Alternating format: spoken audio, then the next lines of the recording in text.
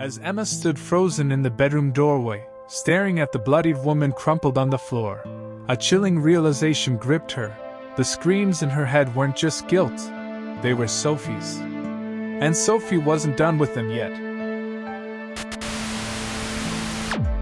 The Johnsons had moved into their cozy home on Maple Lane nearly a decade ago, shortly after Emma and Mark were married.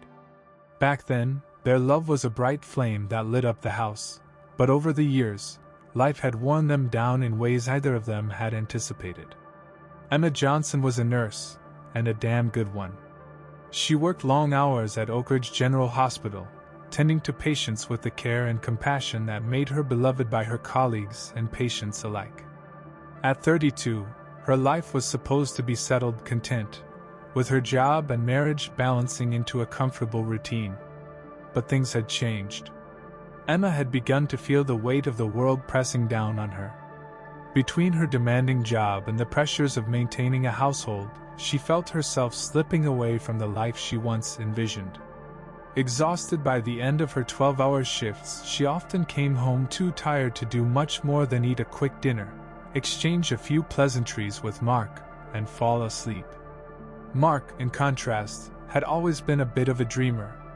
At 35, he worked from home as a freelance graphic designer. His career had its ups and downs, with long stretches of idle time punctuated by frenzied work deadlines. When Emma was working long hours, Mark had the freedom to relax and recently had taken to enjoying those freedoms in ways that were less than faithful to his marriage. Their marriage, once full of passion, had become a routine, an unspoken agreement where Emma worked to keep the household afloat, and Mark, well, he seemed to have drifted. At first, it was subtle. His lack of interest in their conversations, the late nights spent on his computer, the way he barely looked at her when she returned home from work. Then there were the little things. Her favorite wine never being in the fridge when she came home after a hard day, the unmade bed that seemed to suggest another presence. Across the street lived Sandra Myers, a widow who had lived on Maple Lane longer than anyone. She was in her late 40s, a social butterfly who knew everyone's business. Sandra had taken to watching her neighborhood like a hawk after her husband's death, filling her days with gardening, charity work, and gossip. Emma had always found Sandra a bit nosy but harmless, until the day she intercepted her in front of the house. It was a Monday morning, and Emma was running late for work. As she hurried to her car, Sandra stepped out of her own house, waving her down with an urgency Emma had never seen in her before. "Emma, I need to talk to you," Sandra said, her eyes shifting nervously. Emma frowned, her hand on the car door. "I'm running late for work, Sandra. Can it wait?" Sandra shook her head. "I wouldn't bother you unless it was important." She leaned in closer, lowering her voice as if someone might overhear. "There's something I think you should know. It's about Mark." Emma's stomach tightened. She had suspected something was off with Mark for a while now, but hearing it from Sandra's lips made it feel real. Too real. "What about him?" Emma asked cautiously, her heart pounding. Sandra hesitated, clearly uncomfortable. "I've noticed a woman. She's been coming to your house while you're at work. I didn't want to say anything at first, but I've seen her several times now. It's been going on for a while." The words hit Emma like a slap in the face. She stared at Sandra, unable to form a response. A woman? Coming to her house? Her mind raced, searching for an explanation, but none came. Instead, a sickening feeling settled in her chest, a knot of suspicion and fear that twisted tighter with every passing second. "Are you sure?" Emma finally asked, her voice trembling. Sandra nodded grimly. "I wouldn't say anything if I wasn't. I've seen her more than once. She usually comes in the afternoon, stays for a few hours, and then leaves. I'm sorry, Emma. I thought you should know." Emma's hands clenched into fists at her sides, her nails digging into her palms. She forced a tight smile. "Thank you, Sandra. I appreciate it." As she drove to work, Emma couldn't shake the images forming in her mind, Mark, with another woman, in their house. She tried to rationalize it, telling herself there had to be some kind of explanation. Maybe the woman was a client, or a friend. But deep down, she knew better. The distance between them, the lack of intimacy, Mark's constant excuses, it all made sense now. At the hospital, Emma went through the motions of her day, but her mind was elsewhere. Every beep of a monitor, every cry for help, was drowned out by the gnawing suspicion that had taken root in her chest. She replayed Sandra's words over and over in her mind, each repetition chipping away at the trust she had in Mark. By the time her shift ended, Emma had made a decision. She needed to know the truth, and she wasn't going to sit idly by while her husband betrayed her. If Mark was cheating, she needed to catch him in the act. For the next few days, Emma devised a plan. She would leave work early, without telling Mark, and come home when the woman was supposedly there. She would catch him in the act and confront him, and then, she wasn't sure what she would do. But she knew she couldn't live with the uncertainty any longer. That Tuesday, Emma left the hospital a few hours earlier than usual, her heart pounding in her chest as she drove home. She parked a few houses down, out of sight, and walked the rest of the way. The street was quiet, the afternoon sun casting long shadows over the houses. She approached her home cautiously, her eyes scanning the windows for any sign of movement. When she reached the front door, her hand hesitated on the doorknob. She could hear faint voices inside, Mark's voice, and a woman's. Her blood ran cold as the reality of the situation hit her. Sandra had been right. Slowly, Emma pushed the door open and stepped inside. The house was eerily quiet, save for the faint murmurs coming from upstairs. She moved silently, her heart racing, as she made her way up the stairs and down the hall to their bedroom. The door was slightly ajar, and through the crack, Emma saw them, Mark, with a woman in their bed. A young woman with long dark hair, laughing softly as she lay beside him. Mark was smiling, his hand resting on her bare back, his face full of the affection he hadn't shown Emma in months. Emma's vision blurred with rage. She stood there, frozen, as the scene played out before her, every second etching itself into her memory. This was it. The betrayal she had feared, the confirmation of her worst suspicions. And it was happening right in front of her. Without thinking, Emma pushed the door open, the sound startling both Mark and the woman. They scrambled to cover themselves, their faces full of shock and fear as they realized they had been caught. Mark began, but Emma wasn't listening. All the pain, all the anger, all the hurt that had been building inside her for weeks exploded in a violent fury. She looked around the room, her eyes landing on the heavy, ornate lamp on the nightstand, the lamp her mother had given them as a wedding gift. Without hesitation, she grabbed it, the weight of it solid in her hands, and swung with all her strength. The moment the base of the lamp connected with Sophie's head, a hollow thud echoed through the room, followed by the sharp, sickening sound of something breaking.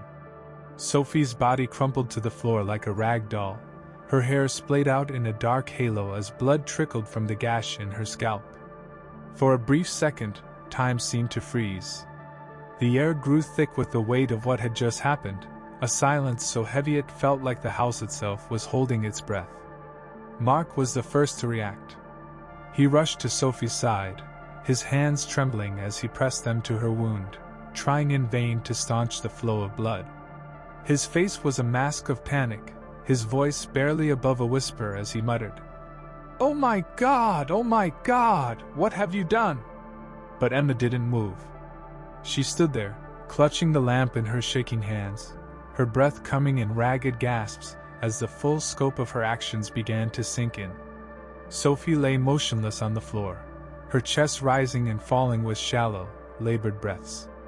The crimson stain spreading across the carpet was growing larger by the second. For the first time since entering the room, Emma truly saw the woman lying at her feet. She was younger than Emma had realized, probably in her mid-20s, with delicate features and long, dark hair that now stuck to her bloodied forehead. She wasn't just some faceless, nameless mistress anymore. She was real. And she was hurt. Badly. Mark's frantic voice pulled Emma out of her daze. "Emma, we need to call an ambulance. She's losing too much blood." His words were a blur in her ears, distant and unimportant. All Emma could focus on was the betrayal of her husband, of her marriage, of everything she had worked so hard to build. The reality of what she had done, the violence she had unleashed in a moment of blind rage, hadn't fully settled in yet. All she could feel was the deep, burning hurt that consumed her. Mark scrambled for his phone, dialing 911 with shaking fingers as he knelt beside Sophie, his hands now stained with her blood. "We need an ambulance, quickly," he stammered into the phone. "There's been an accident, a head injury." Emma barely registered the words. She turned and walked slowly to the edge of the bed, her legs weak and trembling. She sat down, the lamp still in her hands, staring blankly at the blood on the carpet. It felt as though the world had shifted, the very fabric of her life unraveling before her eyes. When the paramedics arrived, they quickly assessed Sophie's condition, moving with a practiced efficiency that reminded Emma of her own work at the hospital. They loaded Sophie onto a stretcher, securing her neck with a brace as they prepared to rush her to the emergency room. Emma watched it all unfold as though it were happening to someone else, as though she were merely an observer to the chaos that had taken over her home. Her hands shook violently, and for the first time, she noticed the blood smeared across her fingers. It wasn't just on the lamp. It was on her, staining her skin, marking her as the one responsible for the carnage. As the paramedics carried Sophie out of the room, one of them paused to speak with Mark. "She's in critical condition," the paramedic said, his tone serious. "We'll do everything we can, but head injuries like this can be unpredictable." Mark nodded numbly, his face pale and stricken with guilt. He couldn't look at Emma. Not once did his eyes meet hers. When the police arrived, they took statements from both Emma and Mark. The officers were calm but stern, asking pointed questions about what had happened. Mark, his voice still shaky, claimed that Sophie had fallen, that it had been a terrible accident. Emma remained silent, her eyes fixed on the bloodstain on the carpet as she replayed the moment over and over in her mind. The police weren't completely buying Mark's story, but they didn't press too hard either. Emma's silence seemed to help cement the narrative of an unfortunate accident. The officers exchanged glances but eventually left the house with promises of follow-up questions. The entire time, Emma's mind raced, bouncing between the image of Sophie crumpled on the floor and Mark's pale, guilty expression. Once the police were gone, the silence in the house was deafening. Mark, still trembling, stood in the doorway of the bedroom, his face a pale mask of shock and confusion. Emma hadn't moved from the bed. The weight of what she had done pressed down on her chest like a vice, making it hard to breathe. Her eyes, wide and unfocused, stayed fixed on the spot where Sophie's blood had stained the carpet, as if she could scrub the memory from her mind by staring at it long enough. "Emma," Mark said quietly, breaking the stillness, his voice barely a whisper. He moved toward her cautiously, his eyes red with the remnants of tears. What do we do now?" His words hung in the air, the uncertainty in his voice palpable. Emma slowly looked up at him, her face void of emotion, her hands still gripping the ornate lamp that had been her weapon. Her grip was so tight that her knuckles had turned white. "I don't know," she whispered, her voice hoarse, like it belonged to someone else. She finally loosened her grip on the lamp, letting it clatter to the floor. It was then, in the hollow thud of metal against wood, that the full weight of what had happened started to sink in. Mark stood in front of her, his face contorted with guilt, but there was something else behind his eyes, something that Emma hadn't seen before: fear. Not just fear of what had happened to Sophie, but fear of her. He was afraid of his own wife. "Emma," Mark tried again, stepping closer this time. "We have to figure this out. The police will come back and... Don't. Emma's voice was hard now, cutting through the room like a blade. She didn't look at him as she spoke, but the coldness in her tone was unmistakable. Don't you dare pretend like this wasn't your fault. You brought her into our house. Our house. Mark opened his mouth to protest, but the words died on his lips. He knew better than to argue.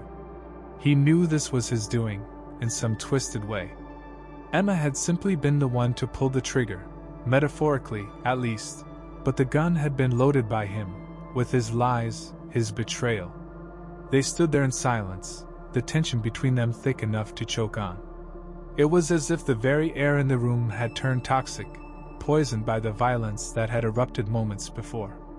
There was no going back now. No undoing what had been done. Over the next few days, the atmosphere in the house became unbearable. Mark tried to act normal, or at least, as normal as one could after such an event. He cleaned the house obsessively, scrubbing at the bloodstain on the carpet until his hands were raw, but no matter how much he cleaned, the faint reddish-brown shadow remained, a constant reminder of the violence that had taken place. Emma, on the other hand, retreated further into herself. She stopped going to work, unable to face the hospital or her coworkers. The thought of being around blood, of tending to injuries, felt grotesque after what she had done. She spent her days in a daze, wandering from room to room as if she were a ghost in her own home. Sophie remained in critical condition at the hospital, but the doctors gave her slim odds of recovery. Every day that passed without any news of improvement sent a fresh wave of guilt crashing over Emma, but it was always followed by something darker. She deserved it, didn't she? That thought, unbidden, wormed its way into Emma's mind and festered there. Sophie had come into her life, into her marriage, and destroyed everything. She had smiled, laughed, and made love to Emma's husband in her bed. Why should she feel bad about what had happened? But as much as she tried to justify it, the guilt clung to her like a shroud. And then, the haunting began. It started small. The first night, Emma thought she heard footsteps outside their bedroom door. She dismissed it as her mind playing tricks on her. After all, the stress and guilt were more than enough to make anyone paranoid. But the footsteps came again the next night. And the night after that. Then came the whispers.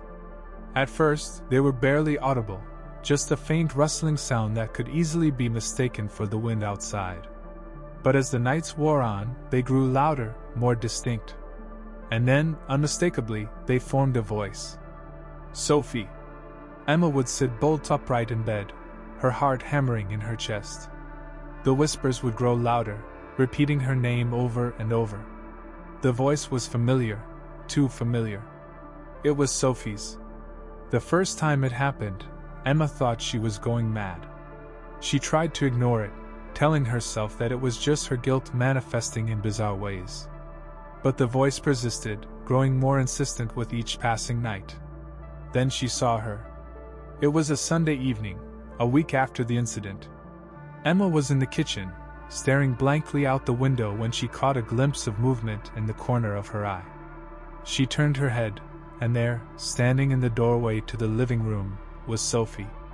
Her hair was matted with dried blood, her eyes wide and accusing, and the gash on her head was grotesque, oozing with a dark, sticky fluid. She stared at Emma, her lips curled into a twisted smile. Emma gasped, backing away in terror. But when she blinked, Sophie was gone. The doorway was empty, as if she had never been there at all. Emma collapsed to the floor, trembling. She wasn't just haunted by guilt, she was haunted by Sophie herself. The sightings became more frequent. Every time Emma turned a corner, she would catch a fleeting glimpse of Sophie, standing in the hallway, sitting at the foot of her bed, watching her from the shadows. Always with that same expression of silent accusation. Mark noticed the change in Emma. She became more withdrawn, her eyes dark and hollow, her movements slow and listless. She barely spoke to him anymore, and when she did, it was always in short, clipped sentences. He tried to help. He tried to ask her what was wrong, but she would just stare at him with that same cold detachment, as if she were looking right through him. "I'm fine," she would say, her voice flat and emotionless. But Mark knew she wasn't fine. He knew something was terribly wrong. One night, after yet another argument, Mark sat on the couch, his head in his hands. He couldn't take it anymore, the guilt, the silence, the feeling that his marriage was slipping through his fingers. He had made a terrible mistake, and now they were both paying the price. As he sat there, lost in thought, he heard it. A faint whisper. "Mark!" He froze, his blood running cold. The whisper came again, louder this time. "Mark!" It was Sophie's voice. He turned his head slowly, his heart pounding in his chest, and there she was. Sophie stood in the corner of the room, her eyes locked on his, her face pale and bloodied. Mark scrambled to his feet, stumbling backward. "No," he muttered under his breath. "This isn't real. You're not real." But Sophie took a step forward, her lips curling into that same twisted smile. "You did this," she whispered, her voice like nails scraping against his mind. "You let this happen." Mark's breath came in short, panicked gasps as he backed away, his eyes wide with terror. He could feel the walls closing in around him, the weight of his guilt crushing him from all sides. "Leave me alone," he whispered, his voice trembling. "Please, leave me alone." But Sophie didn't move. She just stood there, her dead eyes boring into his, her smile growing wider. Mark collapsed to the floor, his body trembling with fear and guilt. He buried his face in his hands, trying to block out the sight of her, but it was no use. She was there, and she wasn't going anywhere. As the haunting escalated, so did Emma's descent into madness. Every night, the whispers grew louder, more insistent, until they were no longer whispers but screams. Sophie's voice echoed through the house, accusing, mocking, demanding justice. Mark had taken to sleeping on the couch, unable to bear the tension that filled their bedroom. He, too, had started hearing Sophie's voice, seeing her shadowy figure lurking in the corners of the house. But he didn't tell Emma. He couldn't. How could he admit that the woman they had both wronged was now haunting him, too? One night, Emma reached her breaking point. She hadn't slept in days, her mind unraveling as the relentless whispers clawed at her sanity. She could hear Sophie's voice again, calling her name, louder and louder, until it was a deafening roar in her ears. "Emma!"